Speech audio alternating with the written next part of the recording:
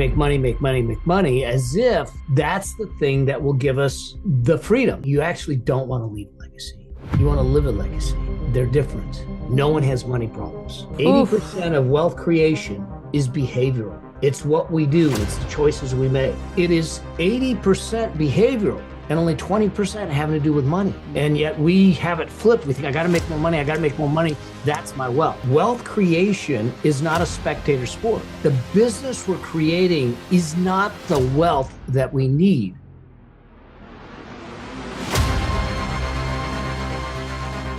All right, everybody. I am so excited to introduce you to today's guest, whose zone of genius is very much outside of my wheelhouse and zone of genius. However, we share a lot of commonality in our belief and growth, I would say, through grief, through grit, through resiliency, and just choosing into the opportunities around us to create a life or a bank that we love. And so there's going to be so much value drop for you, whether you're tuning in and you feel intimidated by building your financial wealth, whether you feel confident about it. Either way, get your notebooks out. You're going to learn something new. Mel, welcome to the show. Oh, it's so good to be here, Melissa. So I'm excited to get into it and have some fun and serve some people. Well, Mel, your area of expertise is around building your money machine. Right? That's what you've become known for. That's what you've written your book on and really built a movement around. Now, that resonated with me when I heard it because as an entrepreneur, and a lot of people listening to this are entrepreneurs, I built so much on grit and work ethic and grind, but never really considered how am I best taking care of that revenue that I create. So I want to hear a little bit more about your story. But before we get into that, let's just start right off with what would you say to an entrepreneur listening right now who feels like they're on a hamster wheel of generating revenue, but they just can't see really any needles moving in their wealth? So, and this is such a huge question for entrepreneurs, especially, and this may feel a little bit in their face, but one, we have to find a way to separate your earnings from the efforts to earn it. Okay. Otherwise, you will be trapped on that hamster wheel. I call it the treadmill of earnings. It's what we've been indoctrinated into growing up. Get a good education, get a good degree, get a good profession, go build a good business, make money, make money, make money, as if that's the thing that will give us the freedom. Now, as entrepreneurs, a lot of times we think, well, the freedom is down the road when I get a chance to sell or do something like that. But 80% of businesses that are listed never sell. So I think that we need to realize that the business we're creating is not the wealth that we need. It is the fuel for the wealth we need. And so when we understand the position of it, now we can look at our business and say, my job is to maximize the cash flow from the business so I can use a portion of that cash flow to give me the freedom I want in my life. That's so powerful. And I'm going to want to dive more into that sentence. I wrote it down. Freedom is not down the road, right? Like the freedom is not when that thing happens. And my goodness, how often we say that in all aspects of our lives. But can we let the listener know a little bit about you, where you're located, and how you got into what you're doing and built what you've built? Okay, so I'm a CPA by education, but I didn't walk the normal CPA journey. I went with one of the big consulting firms and everything, but bottom line is that I had an entrepreneurial spirit and wanted to help people allow their dreams to come to life. Now, at the same time, I had a group of partners. I was in a firm. I was valuing businesses. I was buying and selling businesses. I was consulting, sitting on boards of directors. I was doing a lot of things. And then my partners came to me and said, we don't want to be partners with you anymore, because clearly I wasn't in the mold of the normal CPA. And so we were going different directions. And so they basically shoved me out of the firm with no clients, no client backlog, no cash flow. And I was $300,000 in debt. And that happened to be the same year that I became a single full-time dad. So at 5.5 years old, my son came to live with me, and I found myself with this greatest gift of being a dad and trying to figure out, okay, I got $300,000 in debt. I got no income. I got no business. I got to figure this thing out. And so I did what most entrepreneurs do. I got on the treadmill and I started to run and I put my head down and I started to speak and do things to try and bring clients in. And it worked. So all of a sudden I'm getting clients. All of a sudden I'm getting cash flow. Things are working. I'm looking at my son at that point, 6 years old. And I said, dude, this is going to work. We're doing okay. And he comes running in from school one day and he says, Daddy, I drew a picture of you at school. And I kneeled down because he was so excited about this picture that I kneeled down to look at this picture. And here I was standing in front of 2 computer screens in a phone in each ear and another phone on the desk ringing. And Jeremy wasn't even in the picture. And at the hands of a 6-year-old, I got a mirror into my soul that said, hey, Dad, you're screwing this up. And it was that moment where I had a choice. And that choice was to come up with the excuses like, hey, kid, we need this to keep the roof over our heads. We need this to do the things that we need to do. And all the people in my head saying, hey, you need work-life balance. But it wasn't balance I needed, because balance insinuates that I got a weight in one side, a weight on the other side. We're playing tug of war. And that's friction and that's stress. And that doesn't work long term. And it was when I realized that it isn't balance we need in life. It's harmony. Harmony is built by intentionally choosing how we spend our time. And that's when the whole money machine concept got just birthed, is at the hands of him, me realizing that until I could separate my earnings from the efforts to earn it, I was not going to be able to do the things that were really important to me, to take care of my son, to be there for his practices, to do those things. And it doesn't happen overnight, but that's where the obsession came from, for me to start looking at it and saying, I got skills like a CPA and building businesses and doing those things. But how do I mingle those skills and marry them to designing a life that I want to live each and every moment? And that's kind of how I got where I'm at, and just refocusing on everything. That's unbelievable. I mean, I just had this visual of your son with this picture, and here you are, newly single father, right? Working, thinking you're getting out of it, building momentum. And that must have just halted you right in your tracks, as you described. It reminded me of, what's that song? It's like Cat's Cradle, Cats in the Cradle. Do you know what I'm talking about? Yeah, Cats in the Cradle. Cats in the Cradle. Remind me of that when you said that. Like the lyrics just came in into my head of what that felt like for that father to look back and felt like he had missed his son's life, right? Because he had been working. And so your son was like just kind of giving you a gift there. Now, I always talk about work-life integration because I don't believe in work-life balance, especially when you're building something. And the days of operating 9 to 5, it's just not how it works. And if I feel like I have to get everything in a 9 to 5 and I'm either on or I'm off, or I'm on or I'm off, like it just creates this kind of yo-yo feeling, right? I have never heard it positioned as work-life harmony. And I love that. So for anybody listening who's like, what's work-life harmony? How would you describe if they've achieved work-life harmony, or how they can like take steps to cultivate that?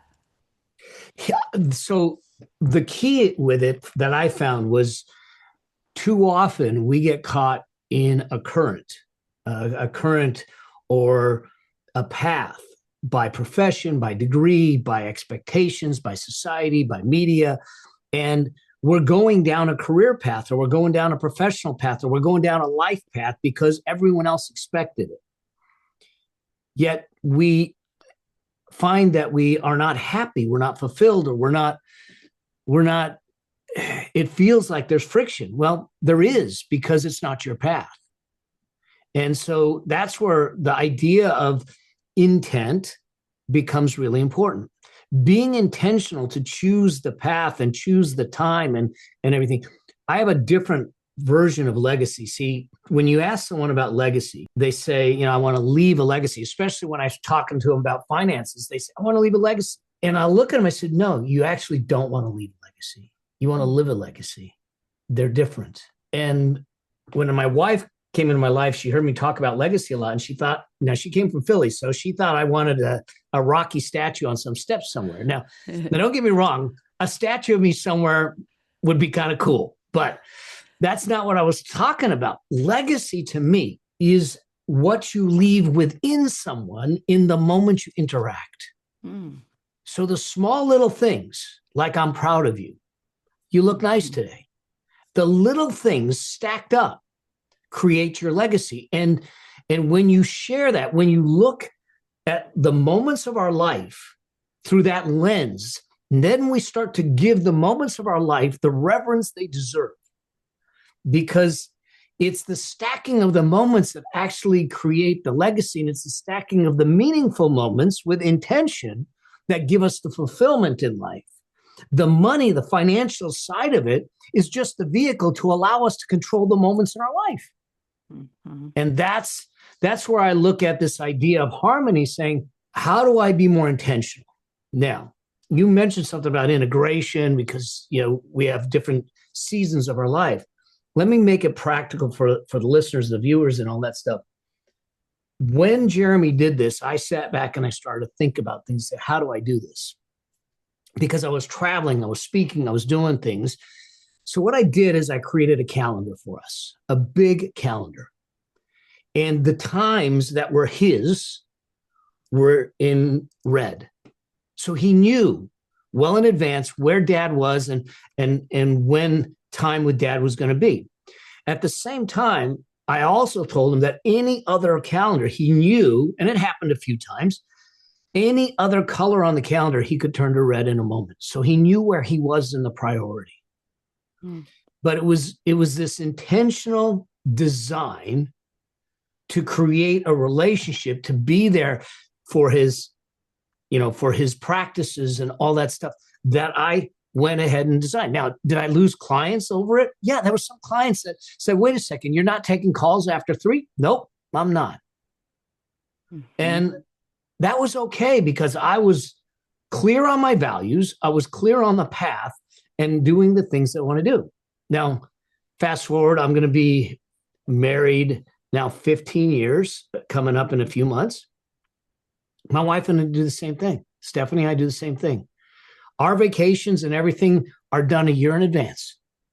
We block the time for ourselves. If it's that meaningful, then let's be intentional about it, because those are the moments that matter. That's where the richness of our life comes from. It's not the wealth in the bank account. And so when I look at the idea of harmony doesn't mean equal. It just means that it's intentional. And now everyone that matters knows what that intent is. It's like a dance. Yeah. Right. And it's like a dance in the different parts of your life. Right. And then obviously, as you're saying, always prioritizing the parts that are the most meaningful and the most fulfilling for you, the most important. I love that frame of it. Now, a lot of people listening to Scar Tissue have a connection to grief. And one of my missions is to redefine our understanding of grief, that grief isn't just death, though, of course, it encompasses that. But it could be the life that we envisioned. It can be divorce. It could be a job loss, change of identity, pet loss. I mean, so many different facets of grief. And for me, like, as a bereaved mother, I always want to be the reminder, because a lot of times people will say, well, I didn't go through that, so I can't feel that grief, right? And it's like, well, no, yours is grief too. Like, it's not just because I felt like it's not a pie of grief where if my pie slice is so big, yours is now smaller, right? Yeah. And what I'm hearing from you, though, is that like a loss of what you envisioned at first, which was probably, you probably didn't envision being a single father to your son, 5.5 years old, right? Mm-hmm. How you turn that into this identity of working. And then there's almost a death to that identity, right? And this reshaping. And so anytime there's like an identity change or an identity death, that will create loss. It could be loss of clients, as you were saying. But there's always the opportunity to then clear out what doesn't work. So how would you speak into how the challenges or the losses that you've encountered have impacted your journey and your career? There have been many. Yeah.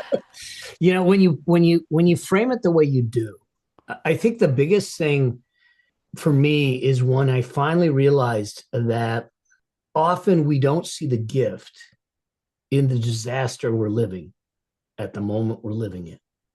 Mhm. We got to ask ourselves. So I'll tell the story because I think it really kind of demonstrates how I see the things that happen. And in 2019, I got diagnosed with cancer.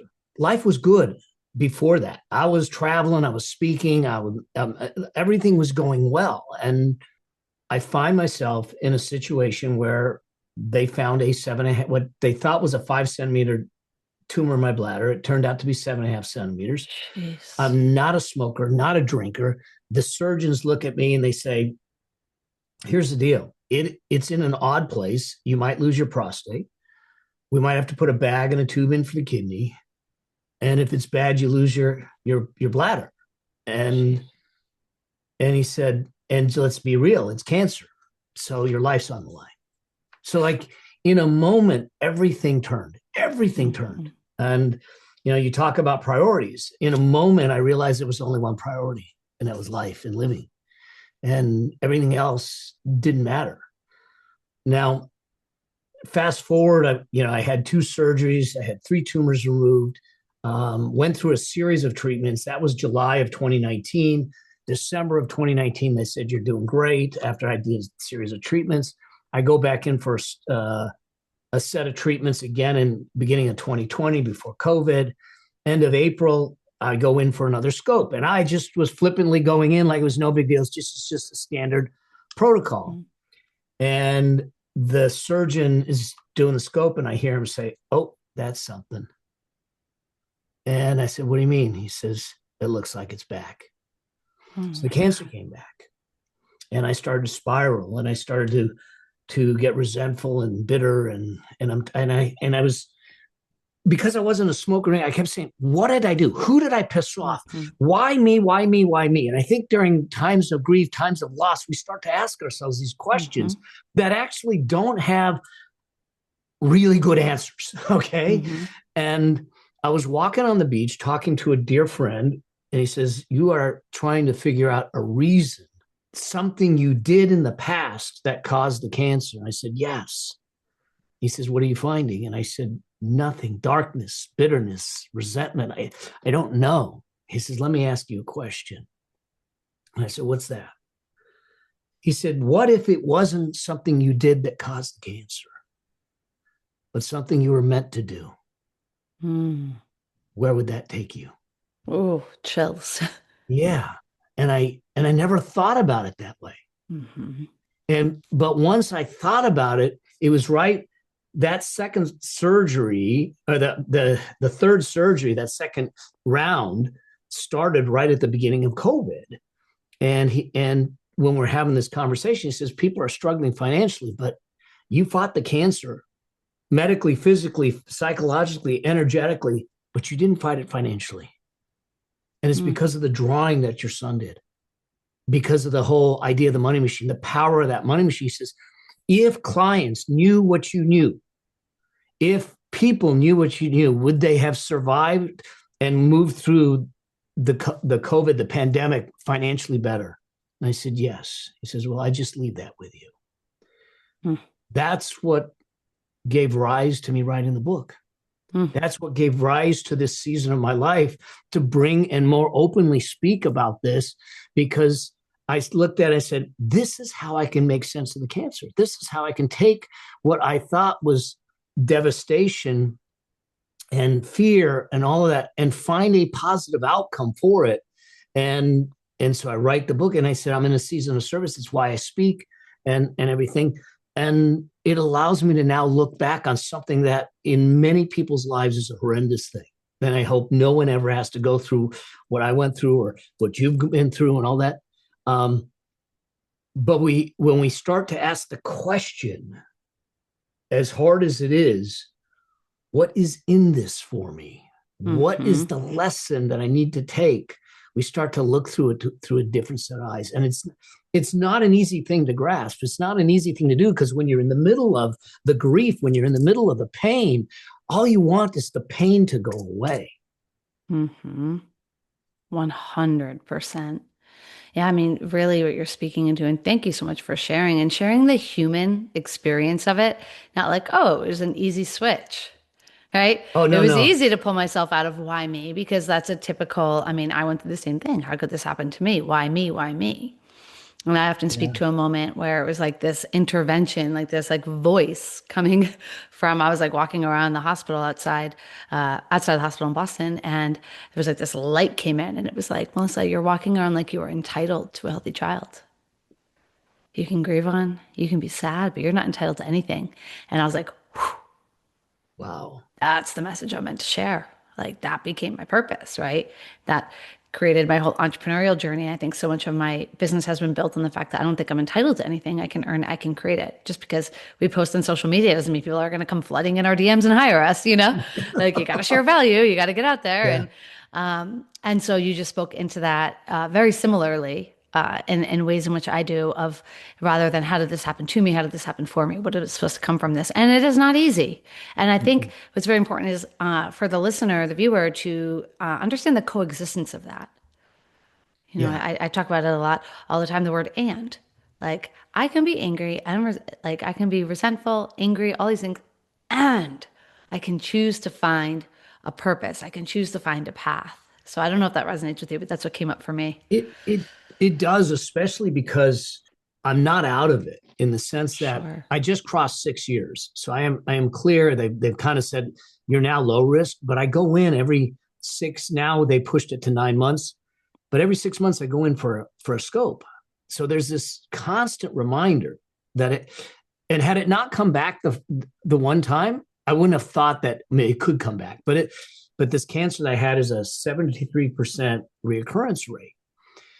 So every time I'm scheduled for a scope, there's this reminder, this Mm. humbling of reality that I can come back. I joke around with my wife. I said, I hope I'm never a defendant. I don't see myself as ever being a defendant in a criminal case, but I know what it's like. I feel like I know what it's like for that defendant when they say the jury has come to a verdict, come back into the courtroom. Because every time I go in for the scope, I feel like the defendant waiting for Yeah. the the whole You're decision to powerless, come out, right?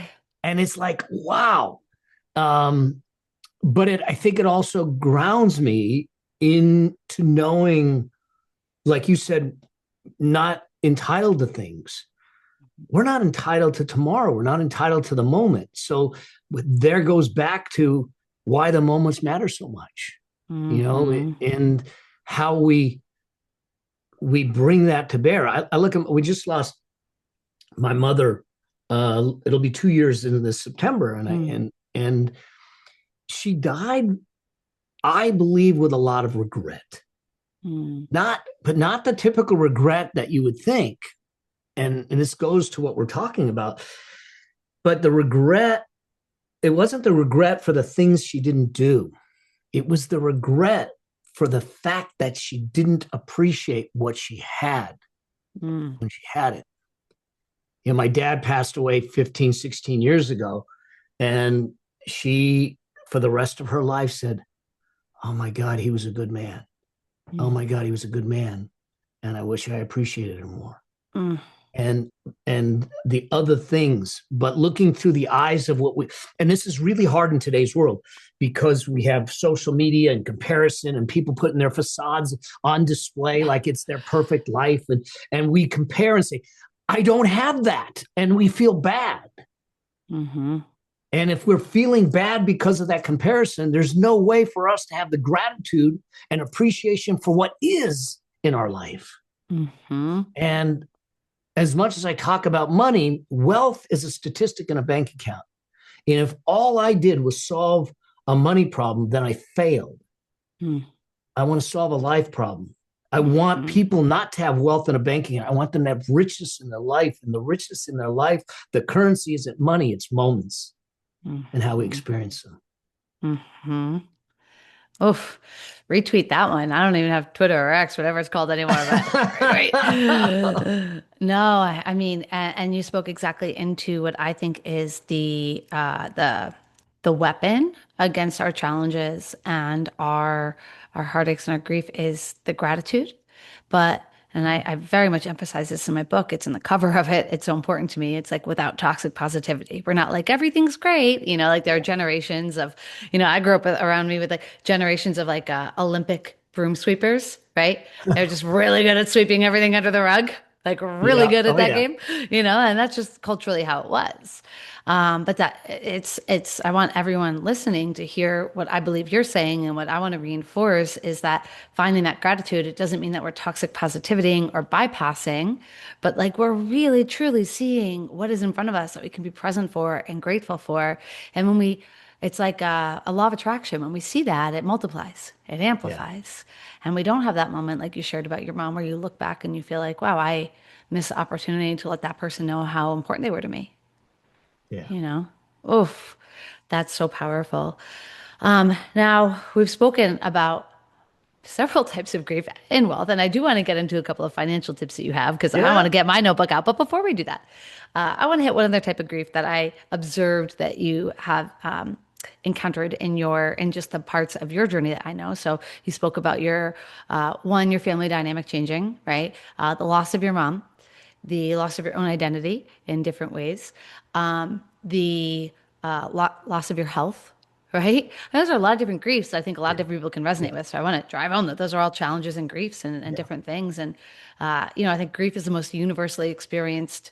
I think we all experience grief more than we experience love at certain depths. Do you know what I mean? Like not everyone actually fully experiences love, but we all experience grief and loss. Maybe I don't mean that in a negative way, just a reality. Like we get weird Yeah. around grief, we get weird around money, Mel. Like we don't, both of us We talk about do. things we don't like to talk about, right? But you had a loss in, I believe there was a financial scam, right? Ponzi scheme, Yes. Yeah. Oh, yeah. which I would consider grief, Oh, yeah. like a loss of sense of safety. Can you speak into that and maybe how you maybe use the skills or what you've been speaking about or whatever it may have been to navigate out of that? Because there's a number of people that are there. The distrust is at an all-time high Yeah. for reasons that are understandable, Yeah. right? And so I know I've had different things happen to me in that pace. So talk to us. What happened? Yeah. This is huge because the proliferation of scams and everything is running deep right now and Hmm. growing. And with AI, y'all need to be careful. I mean, it's huge. And this was well before AI. This was in 2004, 2005. A friend of mine had been involved in this investment. He introduced me to the guy, and parades his two kids, his house on the bluff in Malibu, nice cars, family man, everything ticked the boxes. But I got involved in the investment, and the investment itself sounded too good to be true. Hmm. And I, as a financial dude that did a lot of testimony on this, I should have known better, but I ignored my rules. I Hmm. ignored the voice in my head. I ignored all of it because the promise of what was possible just superseded. And I tell people, I said, when you come from an emotional space with your money, when we make emotional decisions with our money, they're never good. And he knew how to get the emotions Hmm. attached to it. I got involved, turned out to be a Ponzi scheme. And between me and two friends, we lost over $4.5 million. I lost one third of Oh everything I owned. my God. Yeah. Now, to give you an idea of how you handle grief and what pulled me out of this was the one guy that got me into it. He saw this as before the whole thing fell apart. He was thinking, I'm retiring, everything's great. Um, but he got so bitter, he got so resentful, he destroyed his marriage, he destroyed his business, and then he started to destroy his liver from drinking. Mm. We're talking 2005, 2006. Mm. He is literally, it took him until 2015, 2016 to pull himself out. Mm. Okay? The other guy that was involved with it, he retired at 37. He had the smallest amount involved in it. So all he did was reduced his life and said, chalk it up to a bad investment and just kept on going. Mm. I was dealing with a couple of different things. One, I'm a CPA, I'm a financial guy. So all of a sudden, you talk about identity being in question. What, Mm-hmm. you know, dude, you're an Sure. idiot. How could you get caught? How could this happen to you? Give up your license, stop doing what you're doing, and give it up.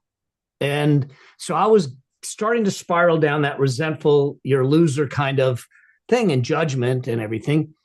And another friend of mine said, be careful. I said, about what? He said, this is adversity at its worst for you right now. And your son is watching. He's Mm. going to pull some lessons out of it. And if you curl up in the corner and hope this storm passes, then you'll know exactly how he's going to respond when adversity happens. And he says, it's time for you to look at what they took from you. And what they took from you was just money. Mm. Everything else, you still have. Mm-hmm. Yeah. So what happened, what allowed me to get out of it was, one, connecting to something outside of me that was much more important. And the fact that my son was watching, and he was old enough at that time, he was 15 at that time, to understand. So I could have a conversation with him and a dialogue about it and say, we're not ruined. I mean, it's painful, but we're not ruined. Mm. I then looked at it and said, I still have the skills that built it in the first place. But now I have more knowledge. I have new rules. I have new things that I can keep myself protected. And so that's what got me back in the game to start to rebuild it, is the fact that I had something outside of me that I was rebuilding it for. Mm-hmm. And that it was no longer me building something of a bank account and rebuilding a bank account. It was me making sure that my son could see a recovery from something that was horrible. Mm. So powerful. It's like twice just in this episode, you've spoken to the way in which your son has just held the mirror and almost saved you. Mm-hmm. Like really Yeah. saved you Yeah, from very much so. going down path twice that Yeah. could have been very destructive, Yeah. in different ways. Um, yeah, I often say it's so interesting, and the just so much respect for the way in which you did handle that and found your way through. Um, and just what really stuck out to me too was just hearing that was the second time, with your Yeah. son kind of being that little guardian angel. I often say that my daughter was like my guardian angel. Her case was termed a catastrophe, meaning she wasn't supposed to die. But if you really were to ask me, like really hold me to like my very highest self, I genuinely feel like she came back and was here for the time she was meant to be, or came here rather, and was here for the time she was meant to be, and was like, Mom, you're on the wrong path. Go. Like, you're not seeing the signs, you're not paying attention. This is what I have to do right now. Like, go. And so I had a moment, where very similar, I mean, different, but where I had to sit with myself and be like, well, if you believe that could have happened, how are you going to live your life? How are you Yeah. going to live your life? Because if you think that she came in here and like did that to get you on the right path, you're just going to sit back, you know? And isn't that amazing how, our children, whether with us or not, can be that mirror of really how do we want to show up? How do we want to live? How do we want to impact?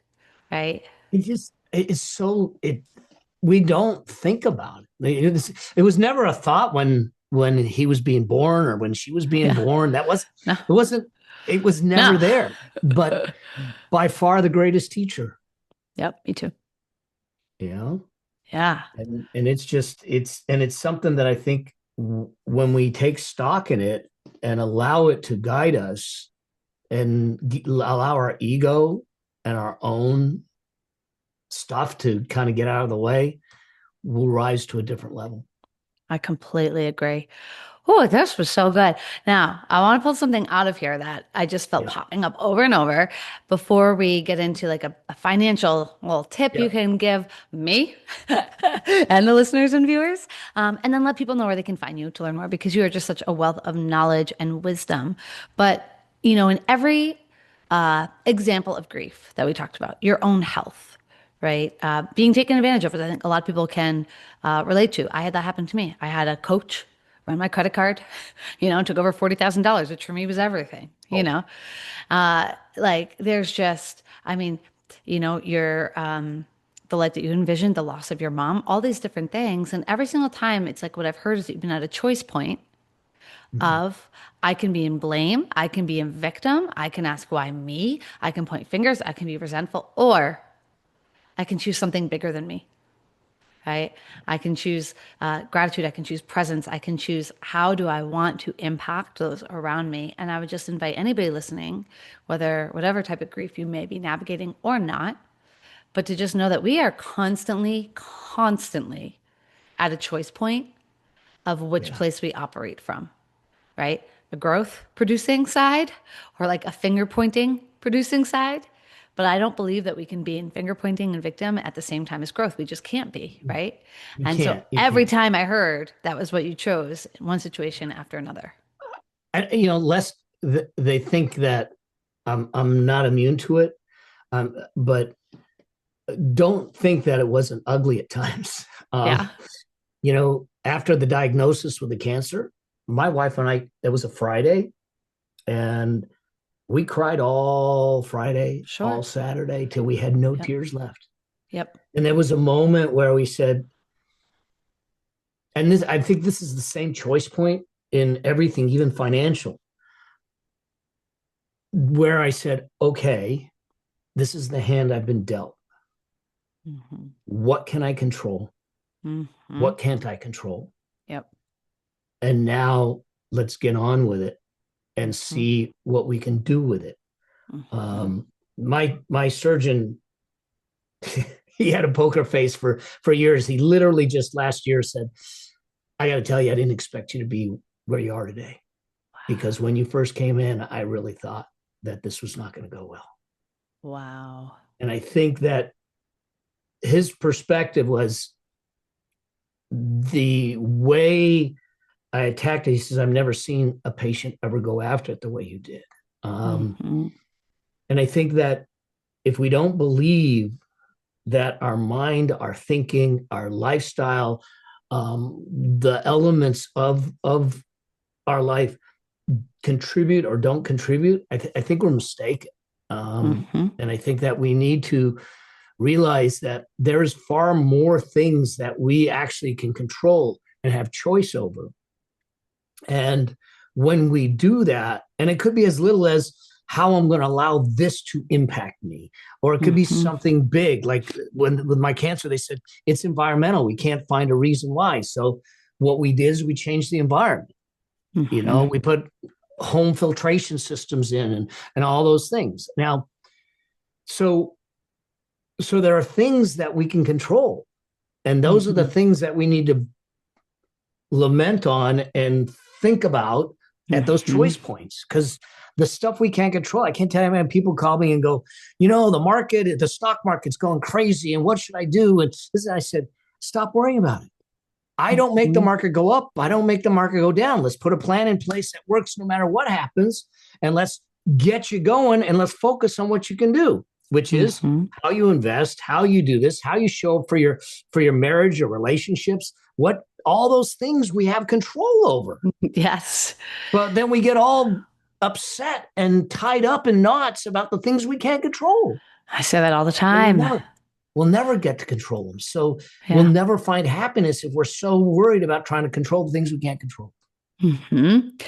I mean, we could do an entire episode on that. I've already written down, like, I mean, Live a Legacy, by the way, it needs to be like a keynote for you or your next book. Like just that Oh yeah. title right there. Oh, I loved it. I love what you said there. Uh, I think so often we neglect what we can control. Yeah. We neglect what we can control because there aren't that many things that we can control. It's how we show up, how we treat people, our energy. Like we work on our mindset. Like our default reaction in our mindset many times isn't even controllable, but how we train that or react to it or respond to it is controllable, right? Yeah. And so many people neglect that, or they neglect maybe how they even navigate their finances, and I always say in entrepreneurship, people neglect the process. They just want the result, but they neglect the process of building a business and building funnels. Obviously, my thing is funnels and all of that. So, with them, before I let people know how they can find you, because you've shared so much value here, what is a major mistake that you see people maybe make or neglect in their financial health? right, in building their money machine. And then we'll let them know either one thing they can do or where they can go, a little cliffhanger, where they can go to learn more and really absorb your work. Yeah, thank you for that. I think there's one or two things that are really important to understand. One is no one has money issues. No one Mm. has money problems. And no matter what your bank account says, no matter what it says, it's not a money issue, it's a money or a problem. It's a money symptom. Oof. And it's a symptom of the choices, the decisions, and the behaviors from the past. Oof. 80% of wealth creation is behavioral. It's what we do, it's the choices we make. And so the beautiful thing is that it's kind of confronting for people when they hear me say that and they say, you haven't lived my life and that kind of thing. I came from nothing. I came from negative Yeah. and I came from nothing. So it Wow. wasn't something that was handed to me. But I get that that is confronting. At the same time, you should be celebrating it because that means it's part of the controllables. Yes. That means that all we have to do, it's not some hard thing. We just got to change your behaviors. We got to give you the habits. We got to show you the decisions, and math will always math out, and we get you on the right track. So it is 80% behavioral and only 20% having to do with money. Mm. And yet we have it flipped. We think, I got to make more money. I got to make more money. That's my wealth. So that's the one thing. The second thing I think that is important is to realize that no amount is too small. Wherever you're at, just start. Mm-hmm. Wherever you're at, just start. Wealth creation is not a spectator sport. You have to be on the field playing the game. And if you're not on the field playing the game, then you can't win the game because you're not playing the game. Yeah. And what I mean is that you can't even be on the sidelines. The people on the sidelines are the ones that are parking their money in a high yield savings account. Maybe they're making 2%. But if I took $5,000 a year for 40 years, from age 25 to 65, put it in a 2% savings account, you would end up with just a little bit above $300,000 by the time age 65. Okay.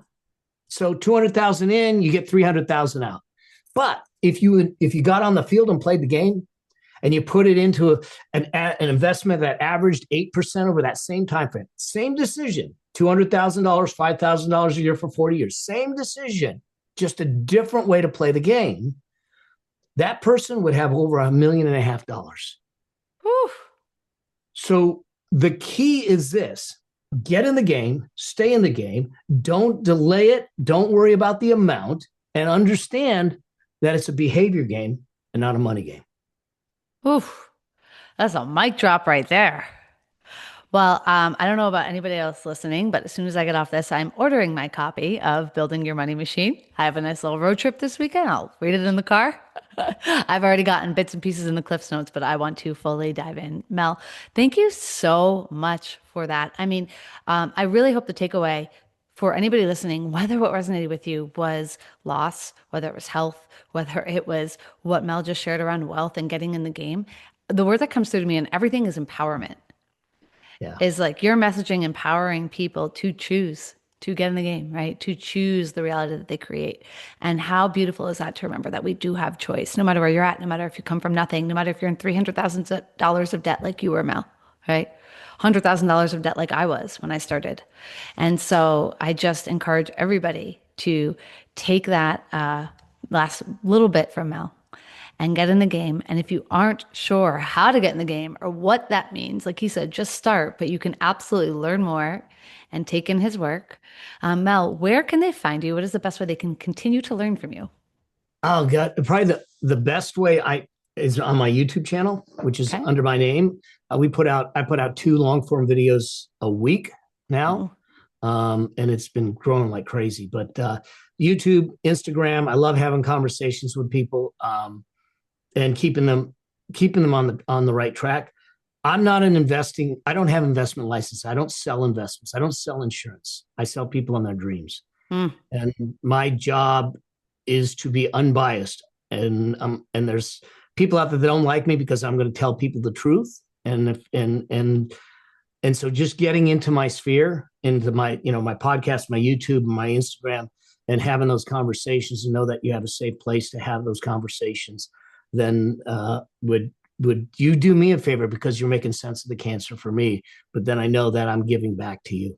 Oh, thank you so very much. I cannot wait to share this episode out to continue to learn from you and just to see how your work and impact continues to grow. Mel, thank you so much for being here. You guys, will link everything in the show notes below. So Mel's YouTube, his Instagram, and absolutely go absorb the information, empower yourself, and go get in the game. It could change your life. Thank you.